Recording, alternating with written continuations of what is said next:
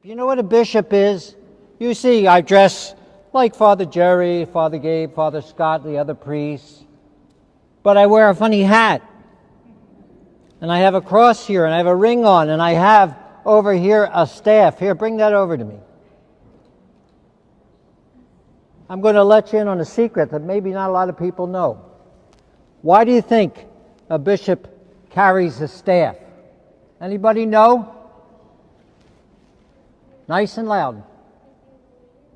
Because I'm the leader, because I'm the shepherd. Right? Just like Jesus, the good shepherd.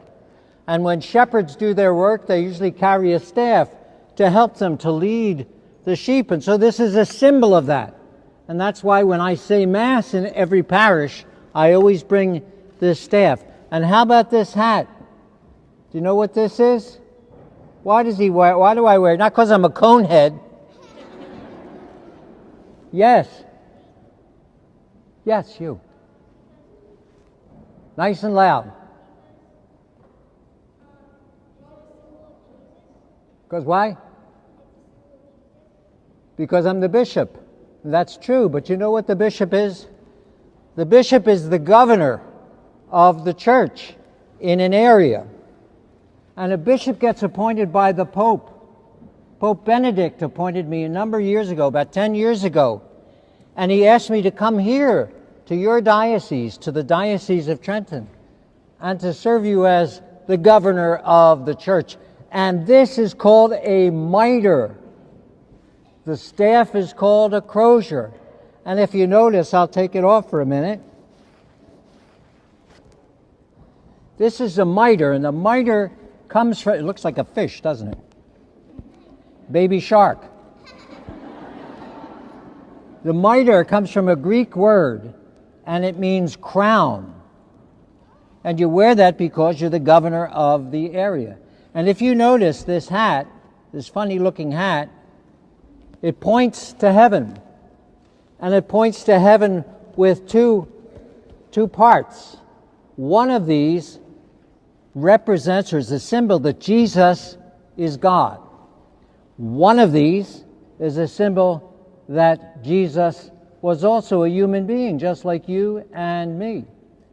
And it's in one hat that the symbol of Jesus as God and man come together, because Jesus was both God and both man, and you know that from your studies. But there's more. You see these flaps? They drive me crazy, because many times they fall in front of me. But these flaps have a meaning too. The Old Testament of the Bible, and the New Testament of the Bible, the Gospels and all the special readings that we hear every Sunday. So the bishop wears this crown, which symbolizes God and man in one hat, with the Old and New Testament as one word of God. And so isn't that interesting? There's all kinds of symbols. There's always symbols in the church. The bishop wears a ring. And he wears the ring just like your mom and dads wear a ring. They wear a ring because they're married to one another. And the Pope gives me this ring because he wants me to be married to the church of the Diocese of Trenton. And he gives me this cross to wear around my neck because he wants the cross of Christ always to be close to my heart as I lead you as your shepherd. So I didn't want you to get away without a little lesson today about the bishop. And the bishop is the one who is the successor of the apostles. Jesus surrounded himself with 12 apostles, and at the Last Supper he not only made the Eucharist, his body and blood, but he also made the priesthood. And he gave the priesthood to the church to keep his body and blood coming to be able to be shared with the people. And among the priests, as the church grew, some of them had to be leaders. And some of those apostles were leaders all over the world after the time of Jesus.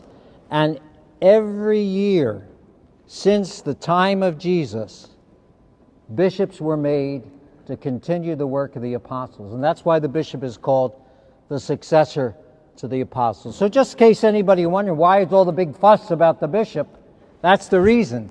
Because the bishop is the successor to the apostles. He's the shepherd of God's people. And he's the one that the Holy Father, our Pope, has asked to serve you and all the people of the Diocese of Trenton. And that's something that makes me very happy, and in a special way, to be with young people. Because you know what? You're not the church of the future. You're the church right now. And the church doesn't just belong to us old guys. The church belongs to you. You are the church today.